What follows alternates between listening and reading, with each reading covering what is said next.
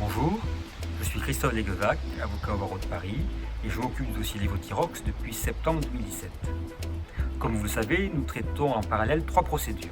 La première est la procédure civile devant la Cour d'appel de Lyon, qui a pour objectif d'obtenir l'indemnisation du préjudice moral en raison des fautes commises par Merck. La deuxième procédure est devant le tribunal administratif de Paris et a pour objectif d'obtenir le retour de l'ancienne formule avec lactose. Et puis, la troisième procédure qui est en cours, qui est la plus importante à nos yeux, c'est celle qui cherche la vérité, c'est la procédure pénale qui est ouverte au tribunal de grande instance de Marseille. Cette procédure pénale est toujours d'actualité puisque les premiers retours de l'enquête sont arrivés chez les juges d'instruction. Malheureusement, en raison du secret d'instruction, je ne peux pas vous révéler le contenu de ce dossier. En revanche, je sais que le juge d'instruction va adresser aux 7000 victimes ce qu'on appelle un avis à victime. Je me tourne vers maître David Nabé, qui est avocat au barreau de Toulouse et qui va suivre avec moi cette procédure.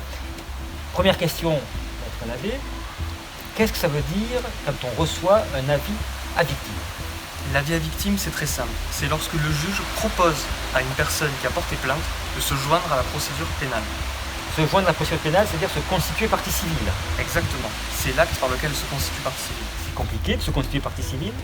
Il s'agit d'un acte de procédure qui nécessite l'intervention d'un avocat. Et qu'est-ce que ça apporte de se constituer partie civile? C'est essentiel pour aider à la manifestation de la vérité, puisque cela va permettre à une victime de porter sa voix devant le magistrat d'instruction.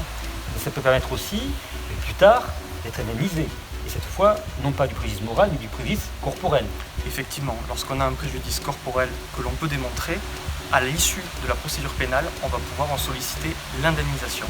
Tout ça est expliqué en détail sur notre site.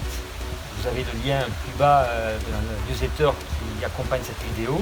Et surtout, vous devez savoir que maître Nabé, moi-même et puis toute l'équipe que vous ne voyez pas qui est derrière la caméra et ailleurs, nous sommes à votre écoute et à votre disposition pour répondre à toutes vos questions. A très bientôt pour d'autres nouvelles sur l'affaire Lévothyrox.